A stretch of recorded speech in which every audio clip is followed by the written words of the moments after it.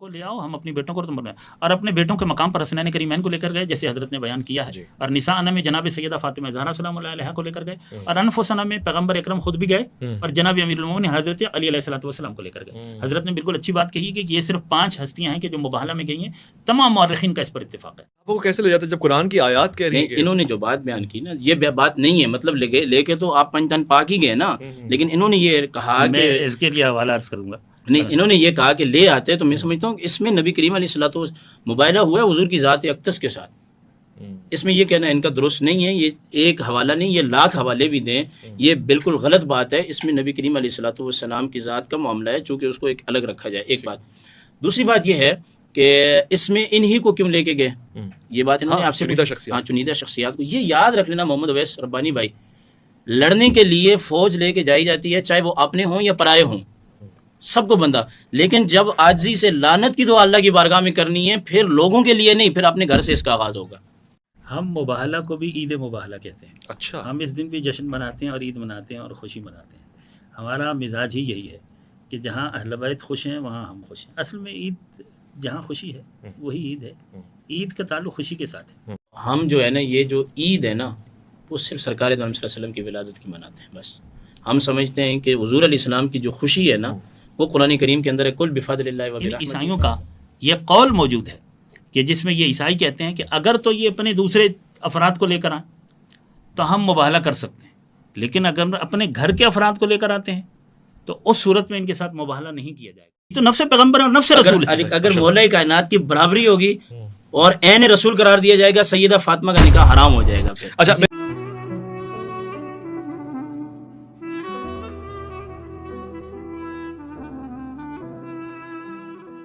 نبی کریم علیہ الصلوۃ والسلام نے، آپ کی زندگی کے آخری ایام تھے، یعنی کہ حجۃ الوداع ادا کرنے کے بعد آپ جب واپس مدینہ تشریف لے گئے تو سن 10 ہجری کے اندر آپ نے 24 سے پہلے نجران کے عیسائیوں کو ایک خط لکھا، اور اس خط کے اندر 3 اختیار دیے ان کو۔ نمبر 1 جزیہ دو، اور اگر دوسرے یہ ہے کہ مسلمان ہو جاؤ، اور تیسرا یہ ہے کہ مقابلے کے لیے تیار ہو جاؤ۔ بس یہ 3 اختیار ہیں، 3 کے بعد کوئی اختیار نہیں ہے۔ ان کے پاس خط گیا، انہوں نے پڑھا، اپنے جتنے بھی تھے راہب وغیرہ ان کو بلایا، صلاح اور مشورہ کیا، 60 بندے تیار ہو گئے، اور عاقب نے اور دیگر نے جو ہے سربراہی کی، اور یہ مسجد نبوی شریف کے اندر داخل ہوئے اور پوچھا کہ نبی علیہ السلام کے بارے میں۔ تو حضور علیہ السلام مسجد نبوی شریف کے اندر صحابہ کرام کے جرمٹ میں بیٹھے ہوئے تھے، اور یہ شان و شوکت سے داخل ہوئے، تو آپ علیہ السلام نے ان کی طرف چہرہ اٹھا کے دیکھا، اور آپ علیہ السلام نے بے رخی کا اظہار کر دیا، دیکھا ہی نہیں۔ یہ بھی پریشان ہو گئے، ہم نے تو سنا تھا بڑی آتر خاطر ہوتی ہے، اور یہاں رحمت للعالمین ہے، یہاں تو معاملہ ہی برعکس ہے۔ تو صحابہ کرام نے ان 70 کو پکڑا اور کہا کہ پہلے یہ ریشمی لباس اتارو، یہ تکبر باہر کرو، اس کے بعد عام کپڑوں میں آؤ عاجزی اور انکساری کے ساتھ، پھر دیکھو کرم ہوتا ہے یا نہیں ہوتا ہے۔ صحیح۔ تو انہوں نے سارا وہ جو ہے نا فاخرانہ لباس اتارا، اتارنے کے بعد اندر آئے تو عام کپڑوں میں آئے، تو سرکار دو عالم صلی اللہ علیہ وسلم نے ان کا استقبال بھی کیا اور ان کو اپنے پاس بٹھا لیا۔ صحیح۔ بٹھانے کے بعد کہ یہ خط آپ نے بھیجا ہے، سرکار دو عالم صلی اللہ علیہ وسلم نے فرمایا تمہیں بھی بھیجا ہے، باقی بادشاہوں کو بھی میں نے خطوط لکھے ہیں۔ اچھا، ہمیں آپ یہ بتائیں کہ اس پر ہم آپ سے بات چیت کرنا چاہتے ہیں، آپ ہمیں اللہ کی طرف بلاتے ہیں تو اللہ کو تو ہم مانتے ہیں، تو پھر کیوں بلا رہے ہیں آپ؟ صحیح۔ تو نبی علیہ السلام نے فرمایا تمہارا عقیدہ تثلیث کا ہے، تو اللہ کو ماننا ہے تو اس کو اس طریقے سے مانو جس طریقے سے عیسیٰ علیہ السلام نے دعوت کی ہے، سبحان اللہ، دعوت دی ہے۔ تو انہوں نے کہا نہیں جی، تو پھر مناظرہ ہو گیا، بات چیت شروع ہو گئی۔ تو یہاں سے مناظرے کا آغاز ہو رہا ہے، تو مناظرہ آسمان سے نبی علیہ السلام پر نازل ہو رہا تھا۔ اچھا، ان کا خیال یہ تھا کہ نبی علیہ السلام مباہلہ نہیں کریں گے۔ مباہلہ کیا ہے؟ مباہلہ کہا جاتا ہے اپنے خاندان کے قریبی ترین لوگوں کو چٹیل میدان میں لانا اور فریق مخالف کے لیے ان دعویٰ کرنا حق کا، اور پھر جب وہ حق کو نہ مانے، ساری بات کمپلیٹ ہو جائے، مناظرہ مکمل ہو جائے، کسی نتیجے پر نہ پہنچیں، تو پھر میدان کے اندر کھڑے ہو کے اللہ سے یہ دعا کریں کہ ہم دونوں میں سے جو ناحق ہے، بطلان پر ہے، اے اللہ تو اسے بھی برباد کر دے اور اس کے آل و عیال کو بھی برباد کر دے۔ بس جب اس بات پر نبی علیہ السلام نے ان کو فرمایا کہ اس پر تم تیار ہو جاؤ، تو دوسرے دن کا ٹائم رکھا گیا، لیکن مناظرے ہونے کے بعد رکھا گیا، پہلے ہی مباہلہ نہیں کریں گے، یہ ذہن میں رہے۔ شریعت مطالعہ کے اندر اس کی شرط یہ ہے مناظرہ کمپلیٹ ہو جائے۔ اور پھر دوسرے دن نبی کریم علیہ الصلوۃ والسلام نے امام حسن کا ہاتھ پکڑا، امام حسین رضی اللہ تعالیٰ عنہ کو اپنی گود میں اٹھایا۔ اس وقت ان شہزادوں کی عمر بامشکل 5 سال یا 4 سال، تقریباً اتنی تھی، 6 سال سے زیادہ نہیں تھی۔ اور بی بی فاطمۃ الزہرا سلام اللہ تعالی علیہا کو اپنے پیچھے رکھا اور مولا کائنات اس سے بھی پیچھے. سرکار دو عالم صلی اللہ علیہ وسلم آ رہے ہیں, مدینہ کے جتنے لوگ تھے مضافات کے سب جمع ہو گئے کہ آج میدان کے اندر مباہلہ ہوگا, تباہی کس کی ہوگی, بربادی کس کی ہوگی. یہودیوں کا بڑا جو ہے نا وہ رائے بایا, کہنے لگا کہ یہ ایسے چہرے میں آتے ہوئے دیکھ رہا ہوں کہ اگر ان کے ہاتھ اٹھ گئے, یہودیوں کا یا نصرانیوں کا؟ نصرانیوں کے, عیسائیوں کا, نجران کے عیسائیوں کا. ان کا جو بڑا یہودی تھا اسقف, اس نے کہا کہ یہ جو میں آتے ہوئے دیکھ رہا ہوں نورانی چہرے, اگر انہوں نے ہاتھ اٹھا دیے اور آمین کہی گئی تو یاد رکھ لینا کہ 1 سال کے اندر اندر سارے عیسائی تباہ ہو جائیں گے اور قیامت تک اس زمین پر کوئی عیسائی پیدا نہیں ہوگا. تو اس مباہلہ سے ایک بات تو یہ پتہ چلی کہ نبی علیہ السلام سچے نبی ہیں اور نبی برحق ہیں, اور آپ کو اپنی نبوت پر جو ہے یہ کامل یقین تھا, تبھی آپ لے کر آئے. ایک بات تو یہ ہے. دوسری بات یہ ہے کہ عیسائیوں کو بھی یہ ماننا پڑا کہ ہمارا عقیدہ غلط ہے, کیونکہ وہ جو ہے مباہلہ سے رک کے مباہلہ کے لیے آئے نہیں. تو نبی علیہ السلام نے فرمایا معاملہ ختم نہیں ہوتا, اختیار تمہارے پاس اب بھی وہی 3 ہیں. معاملہ وہیں کا وہیں ہے. تو انہوں نے عرض کی یا رسول اللہ ایسا کریں, جنگ تو ہم آپ سے کر نہیں سکتے, اتنے لوگ ہیں آپ کے ساتھ, یہ بھی نہیں کر سکتے ہم, اور اللہ تعالیٰ کی ذات کو مان لیں, یہ بھی ہمارے لیے فی الحال تو مشکل ہے, لیکن بات یہ ہے کہ ہم آپ کو جزیہ دیں گے. تو طے ہوا کہ جناب والا جو ہے وہ جزیہ وہ دیتے تھے, اور سفر کے مہینے میں دیتے تھے, اور رجب المرجب شریف کے مہینے میں جو ہے وہ دیتے تھے, جزیہ دیتے تھے. مسلمان پر زکوٰۃ ہوتی ہے اور غیر مسلم پر جزیہ بطور جو ہے وہ سزا کے ہوتا ہے. تو اس میں 5 شخصیات تھیں. 2 شہزادے, سرکار دو عالم صلی اللہ علیہ وسلم خود, بی بی پاک فاطمۃ الزہرا اور مباہلے کو کس طرح میں اپنی عوام کو سمجھا سکوں, کیا آج بھی اس کی کوئی شکل ہے؟ اور پھر مباہلے میں فقط اہل بیت کے ان چنیدہ افراد کو لے کے جانے سے کیا مراد ہے؟ ہم مباہلہ کو بھی عید مباہلہ کہتے ہیں. اچھا. ہم اس دن بھی جشن مناتے ہیں اور عید مناتے ہیں اور خوشی مناتے ہیں. ہمارا مزاج ہی یہی ہے کہ جہاں اہل بیت خوش ہیں وہاں ہم خوش ہیں. اصل میں عید جہاں خوشی ہے وہی عید ہے. عید کا تعلق خوشی کے ساتھ ہے. مباہلہ 2 چیزوں کو ثابت کرتا ہے. ایک رسول اعظم کی نبوت اور رسالت کو اور ان کی صداقت کو ثابت کر رہا ہے مباہلہ کا واقعہ, اور دوسرا اہل بیت اطہار علیہم السلام کی فضیلت اور عظمت کو یہ واقعہ ثابت کر رہا ہے. اس کا پس منظر حضرت نے جو بیان کیا کافی حد تک بات ہوئی اس پر, بہت اچھی بات کی انہوں نے. کچھ اسی طرح کا ہی پس منظر ہے کہ پیغمبر گرامی کی طرف سے اسلام کی اور دین کی دعوت مختلف ممالک میں, مختلف علاقوں میں, خطوں میں پہنچی اور بنو نجران تک بھی پہنچی.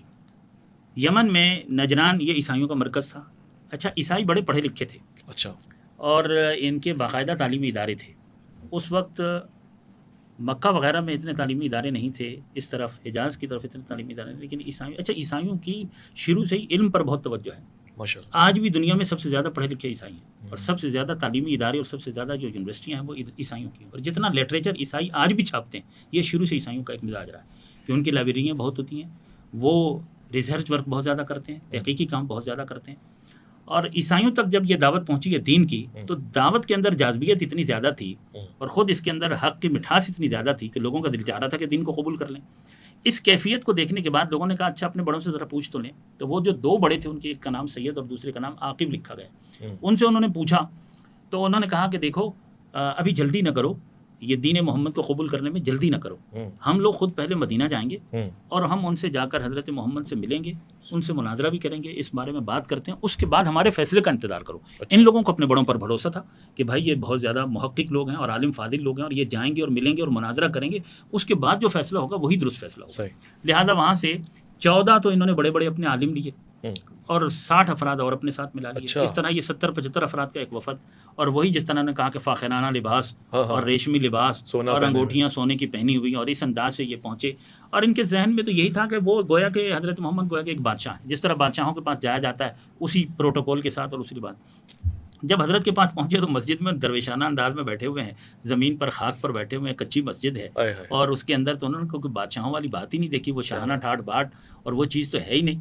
اور پھر انہوں نے یہ بھی دیکھا کہ حضرت نے کوئی توجہ نہیں کی، جبکہ انہوں نے یہ سن رکھا تھا کہ سرکار رسول اعظم بہت زیادہ مہمان نواز ہیں اور رسول اکرم صلی اللہ علیہ وآلہ وسلم ہر مہمان کی بہت زیادہ عزت و احترام کرتے ہیں، مہمانداری، خاطر، تواضع. اور ان کو بڑا تعجب ہوا کہ ہم نے تو ان کی یہ شہرت سنی تھی اور انہوں نے ہم پر کوئی توجہ ہی نہیں دی ہے.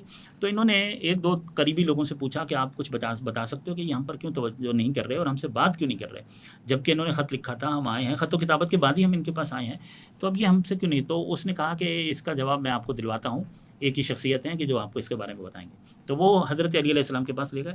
مولا متقیان کے پاس جب یہ پہنچے تو مولا نے کہا کہ یہ ریشمی لباس اتارو اور سادہ لباس پہنو، اور یہ سونے کی انگوٹھیاں تم اتار دو. اور تم اصل میں یہ عیسائیوں کا یہ اپنا انداز تھا بھی نہیں، عیسائی علماء خود بھی یہ راہب اور عبادت والے لوگ تھے. یہ چیز بن ٹھن کر اس لیے آئے تھے کہ ان کے تصور میں تھا کہ بادشاہ کے پاس جا رہے ہیں، مروب کر سکیں گے. ہاں تو جناب امیر المومنین نے کہا کہ بھائی اپنے وہ جو تمہارا اصلی حلیہ ہے اس میں آؤ. گئے، خیر پہنچنے کے بعد اب سرکار دو عالم نے ان کا بڑا استقبال کیا اور بڑی، تو اب یہ کہنے لگے ہاں واقعی بھائی اچھا، کہنے لگے کہ ایک بات تو بڑی پوری ہو گئی کہ بھائی جو نبی کے بارے میں بات پوچھنی ہو اور پھر اس کے متعلق وہ اعتراض یا اشکال جو ہے اس کا نائب دور کر دے، تو یہ تو اس آخری نبی کے بارے میں جو ہم نے تورات میں علامتیں پڑھی ہیں ایک پہلی پوری ہوتی بھی دکھائی دے رہی ہے. اس کے بعد ان کی عبادت کا وقت ہو گیا، انہوں نے مشرق کی طرف منہ کیا اور عبادت کرنا شروع کر دی. اب یہاں کچھ صحابہ کرام نے ان کو روکنا چاہا، تو پیغمبر حالانکہ مشرق کی طرف تو رسول اللہ نے کہا نہیں، ان کو جیسے یہ کرنا چاہتے ہیں ان کو ویسے ہی کرنے دیں، ان کو آزادی ہے. ہم صاحب اتنی پیاری بات ہے، آپ کی بات کنٹینیو رہے گی، میں صرف روک کے اس بات کو ری کنفرم کرنا چاہتا ہوں، ایکنالج کروانا چاہتا ہوں کہ خود مسیحی وہاں سے جو تشریف لے کر آئے نجران سے، وہ اس تصور کے ساتھ آیا کہ ایک آخری نبی کا وعدہ ہو چکا ہے، آخری نبی کا وعدہ ہو چکا ہے، یعنی ختم نبوت وہاں سے بھی ہمیں اس کا ایک پروف ملتا ہے سالڈ کہ وہ بھی ایک آخری نبی کے منتظر تھے. وہ بالکل درست ہے، ان کو تورات میں آخری نبی کی انہوں نے علامات بھی پڑھی ہوئی تھی. میں ابھی آ رہا تھا اس بات پر، وہ بات میں نے ابھی کرنی تھی. انہوں نے وہ علامات بھی پڑھی ہوئی تھی اور ان کے ذہن میں یہ تھا، لیکن ابھی ان یہ واضح نہیں تھا کہ یہ وہی ہیں کہ جن کا تورات میں ذکر ہے. اس لیے تو انہوں نے کہا کہ ہم خود جائیں گے، ہم خود بات کریں گے، وہ علامتیں اور وہ اوصاف ان میں دیکھیں گے، اور اگر ہمیں وہ اوصاف مل گئے کہ جو تورات کے اندر موجود ہیں آخری نبی کے لیے اور ہم مطمئن ہو گئے، تو ہم اپنی قوم کو بھی واپس آ کر بتائیں گے کہ ہماری قوم بھی ان کا کلمہ. تو یہ انہوں نے وہ بہرحال آئے. میں وہی تو کہہ رہا تھا کہ انہوں نے کہا کہ یہ پہلی علامت ہمیں نظر آ گئی جو تورات کے اندر آخری نبی کے سلسلے میں ہے، وہ پہلی علامت تو مل گئی. اس کے بعد انہوں نے جب انہوں نے مشرق کی طرف منہ کر کے عبادت کرنا شروع کی، کچھ لوگوں نے منع کرنا چاہا، تو پیغمبر اکرم نے کہا انہیں آزادی سے کرنے دو. یہاں سے ایک سیرت پتہ چلی رسول اللہ صلی اللہ علیہ وآلہ وسلم کی کہ کسی کے ساتھ عقیدے میں جبر نہیں کرنا، زبردستی نہیں کرنی.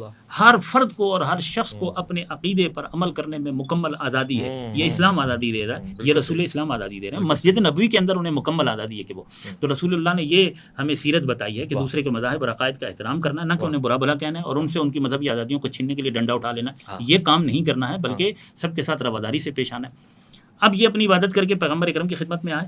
گفتگو جب انہوں نے شروع کی تو یہ کہنے لگے کہ آخری نبی کے جو اوصاف تورات میں بیان کیے گئے ہیں وہ سب تو آپ میں موجود ہیں، صرف ایک صفت کا ہے مسئلہ، صرف ایک صفت جو آپ کے اندر ہے وہ ہم اس کی وجہ سے آپ کو نہیں مان رہے. بھائی وہ کون سی صفت؟ کہنے لگے کہ آخری نبی کی صفت تو یہ ہے کہ وہ ہمارے حضرت عیسیٰ کی جو ہے وہ تصدیق کرے گا، مگر آپ تو تکذیب کر رہے ہیں، آپ تکذیب کر رہے ہیں جبکہ وہ تصدیق کرے گا.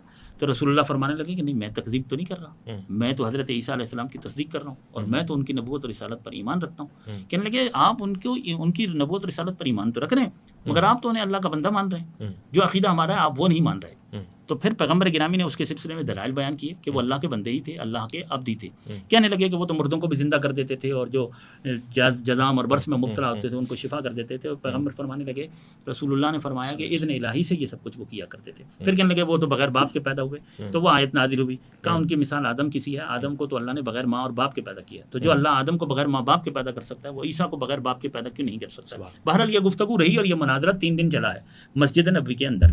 3 دن مناظرے کے بعد اب خود آبند عالم نے خود حکم دیا کہ اب آپ نے ان کے ساتھ مباہلہ کرنا ہے. سورہ مبارکہ آل عمران کی آیت نمبر 61 ہے نازل ہوئی آیت، فمن حاجک فیہ من بعد ما جاءک من العلم فقل تعالوا ندعو ابناءنا وابناءکم ونساءنا ونساءکم وانفسنا وانفسکم ثم نبتہل فنجعل لعنۃ اللہ علی الکاذبین.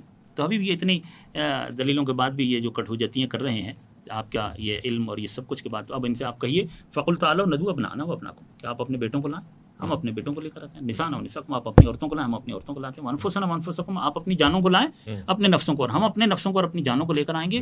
ثم نبتہل، اور پھر مباہلہ کریں گے.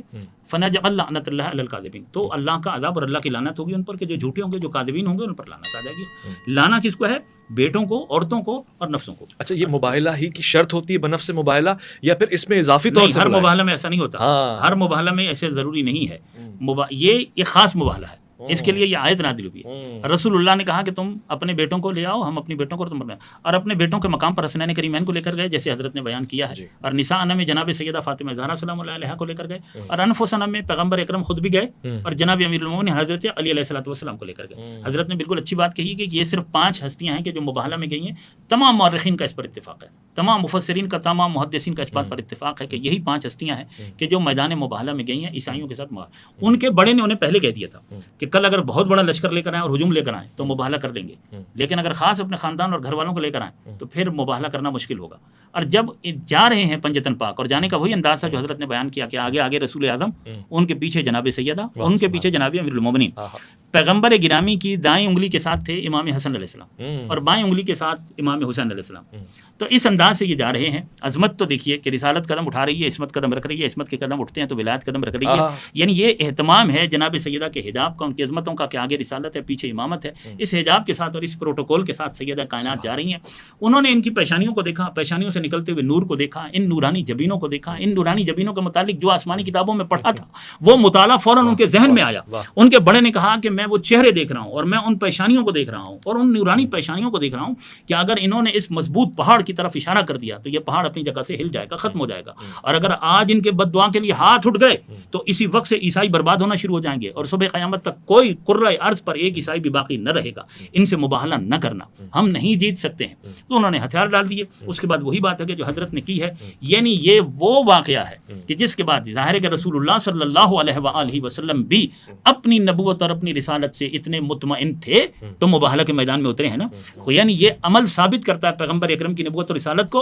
اور خود یہ 4 نفوس قدسیہ جو ہیں، جناب سیدہ، جناب امیر المومنین اور حسنین کریمین، یہ خود بھی پیغمبر اکرم کی نبوت اور رسالت سے اس قدر مطمئن تھے اور اتنے شاہد تھے کہ ان کے گواہ بن کر میدان مباہلہ میں اتر گئے اور جان کی بازی لگانے کے لیے تیار ہو گئے. تو یہ اطمینان اور یقین نہ ہو تو ایسے کوئی نہیں اترتا ہے. یہ عظمت ہے. یہ واقع مباہلہ رسول اللہ کی رسالت کو اور اہل بیت اطہار علیہم السلام کی فضیلت اور عظمت کو ظاہر کرتا ہے.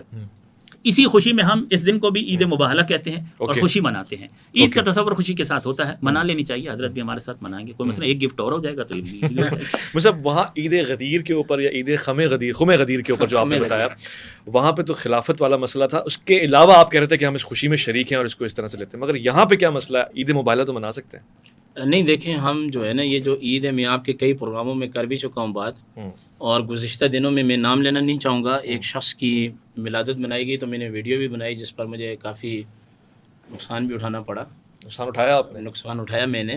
تو ہم جو ہے نا، یہ جو عید ہے نا، وہ صرف سرکار دو عالم صلی اللہ علیہ وسلم کی ولادت کی مناتے ہیں بس. ہم سمجھتے ہیں کہ حضور علیہ السلام کی جو خوشی ہے نا، وہ قرآن کریم کے اندر ہے، کل بفضل اللہ و برحمتہ فبذلک فلیفرحوا. یہ بھی تو خوشی رسول کی ہے نا، اسلام کی فتح ہے. دیکھیں جی کہ اگر آپ عیدیں مناتے گئے نا، کہ مطلب ایک عید آ گئی، کسی پیر کی عید آ گئی، پھر دوسرے پیر کی، پھر تیسرے پیر کی، وہ جو عید میلاد النبی کا تقدس ہے نا، وہ برقرار نہیں رہے گا. کیونکہ امام مالک رحمۃ اللہ تعالیٰ علیہ نے خلیفہ ہارون رشید کو منع کر دیا تھا کہ اب بیت اللہ کو گرانا نہیں ہے، ورنہ جو بھی بادشاہ آئے گا گرائے گا، اس کو بناتا جائے گا اور اس کا تقدس جو ہے وہ پائمال ہو جائے گا. ایک بات میں یہاں ضرور کرنا چاہوں گا چونکہ میرے لوگ بھی سن رہے ہیں. حضرت نے کہا کہ ایک روایت یہ بھی ہے کہ عیسائیوں نے کہا کہ اگر آپ وہ یعنی کہ شہزادوں اور سیدہ کائنات بولے کائنات کے علاوہ جم غفیر بھی لے کے آئیں تو ہم مباہلہ کر لیں گے. یہ روایت کہیں پہ بھی نہیں ہے اور میں سمجھتا ہوں کہ ایسی بات نہیں کرنی چاہیے. مباہلہ حضور کے ساتھ تھا.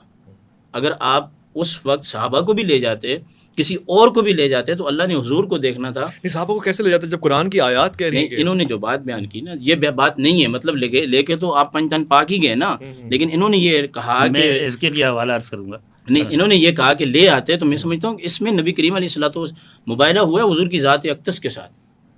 اس میں یہ کہنا ان کا درست نہیں ہے. یہ ایک حوالہ نہیں، یہ لاکھ حوالے بھی دیں، یہ بالکل غلط بات ہے. اس میں نبی کریم علیہ الصلوۃ والسلام کی ذات کا معاملہ ہے، چونکہ اس کو ایک الگ رکھا جائے. ایک بات. دوسری بات یہ ہے کہ اس میں انہی کو کیوں لے کے گئے؟ یہ بات انہوں نے آپ سے چنیدہ شخصیات. ہاں چنیدہ شخصیات کو. یہ یاد رکھ لینا محمد اویس ربانی بھائی، لڑنے کے لیے فوج لے کے جائی جاتی ہے، چاہے وہ اپنے ہوں یا پرائے ہوں، سب کو بندہ، لیکن جب عاجزی سے لعنت کی دعا اللہ کی بارگاہ میں کرنی ہے، پھر لوگوں کے لیے نہیں، پھر اپنے گھر سے اس کا آغاز ہوگا. تو یہ لڑائی سے، شہادت سے زیادہ رتبہ ہے کہ کوئی بھی راہبر جو ہے وہ اپنی نسل کے لیے اللہ سے بد دعا کرے، کیوں اس میں سب سے پہلے اس نے اپنے آپ کو پیش کرنا ہوتا ہے. یعنی یہ بھی کہنا ہوتا ہے اگر میں جھوٹا ہوں تو مجھے تباہ کر دے، میری نسل کو تباہ کر دے. تو اگر جی کچھ کہنا چاہ رہے ہیں میں عرض کر رہا ہوں کہ اصل میں یہ ہے کہ جو اپنا خانوادہ گیا ہے وہ دوسری جانب سے آنے والوں پہ لعنت کرے گا. جی جی ایسا ہی ہے، ایسا ہی ہے. دونوں آپ لعنت کریں گے کہ بھائی ان دونوں میں سے جو حق پہ وہ باقی لعنت میں کتنا اثر ہے یہ اس دن. ایک تو یہ بات ہے، اور دوسری بات یہ ہے کہ اس خاص مقام میں چونکہ یہ تلوار سے آگے مناظرہ، پہلے تلوار مناظرہ یہ دونوں پہلے رہ جاتے ہیں، مناظرہ اور تلوار پہلے رہ جاتے ہیں. یہ عذاب الہی کو دعوت دینا ہے، اور عذاب الہی کی دعوت کے لیے بندے کو اپنے قریب ترین لوگ اٹھانے ہوتے ہیں. یہ میں کہنا چاہ رہا ہوں، جو نقطہ میں آپ کو سمجھانا چاہ رہا ہوں وہ یہ ہے. اور یہ جو مباہلہ ہے یہ اب بھی جائز ہے. اب بھی جائز ہے.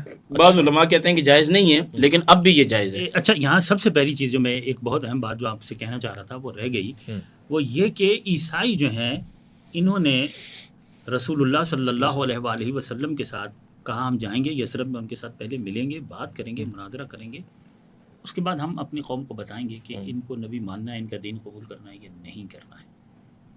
جب مکہ میں سرکار دو عالم نے دین کی دعوت شروع کی تھی، توحید کی دعوت دی، دین کی دعوت دی، اسلام کی دعوت دی، اعلان نبوت فرمایا، تو مکہ کے کفار و مشرکین پیغمبر گرامی کے پہلے اعلان کے بعد ہی دشمن ہو گئے، رسول اللہ کی جان کے دشمن ہو گئے.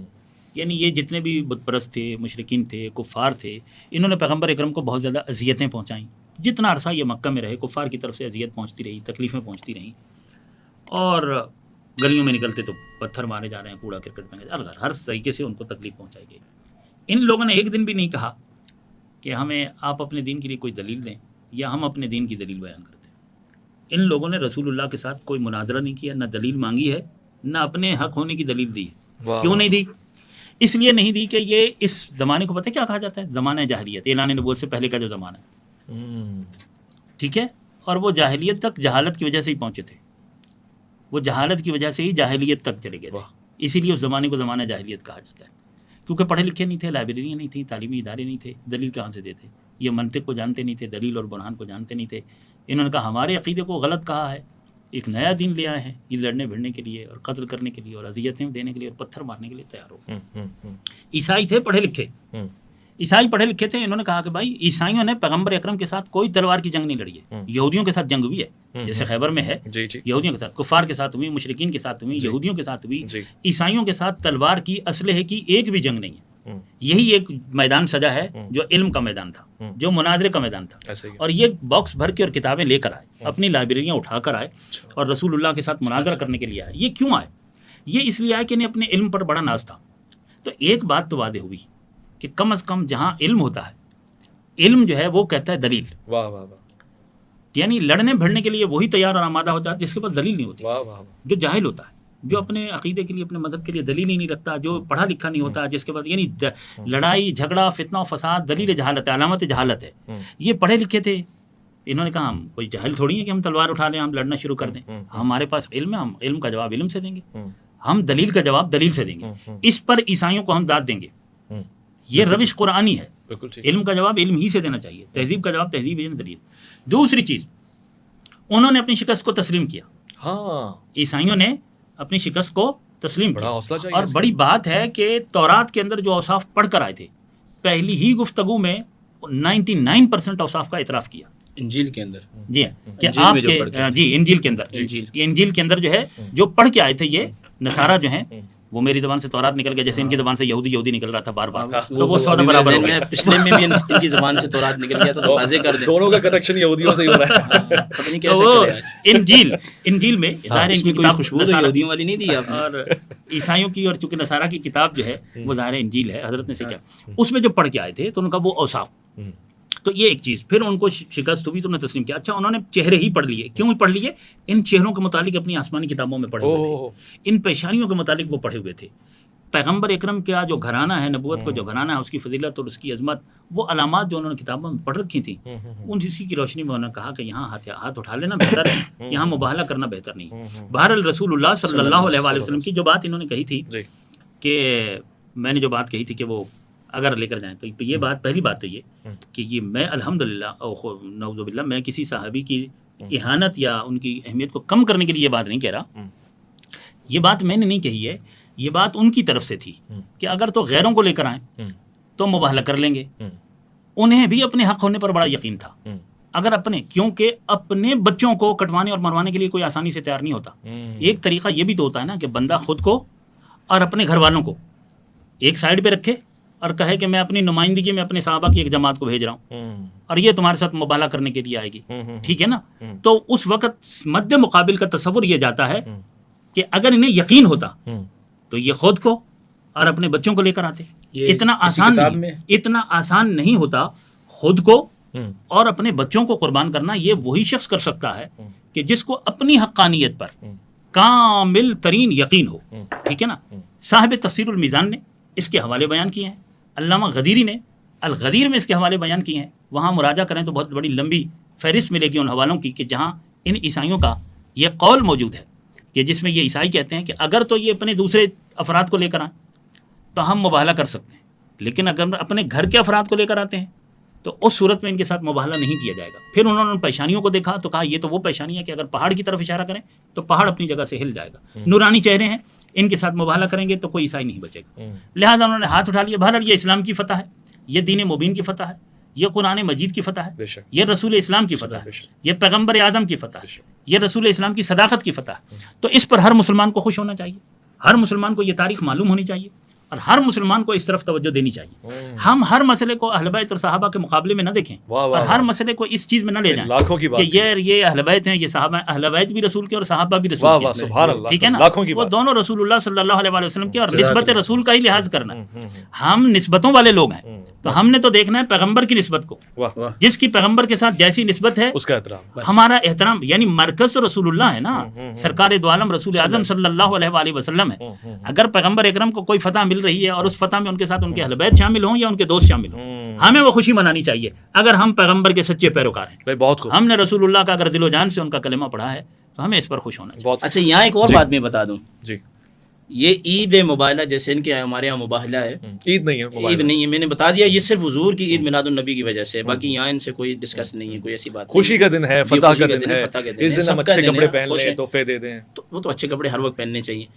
یہ جب مباہلہ ہو گیا تھا نا تو یہاں اصحاب بھی شامل ہوئے ہیں، بڑی زبردست بات ہے۔ ابھی میرے ذہن میں نکتہ ہے، جب حضرت نے اصحاب کی طرف اپنی رغبت کا اظہار کیا، انہوں نے یہ کہا کہ اس وقت آپ کی ٹیم میں سب سے زیادہ جو امین آدمی ہے وہ ہمارے سامنے لائیں تاکہ ہم سالانہ جزیہ اس کے ہاتھ میں دیں اور وہ آپ کو پہنچا دے۔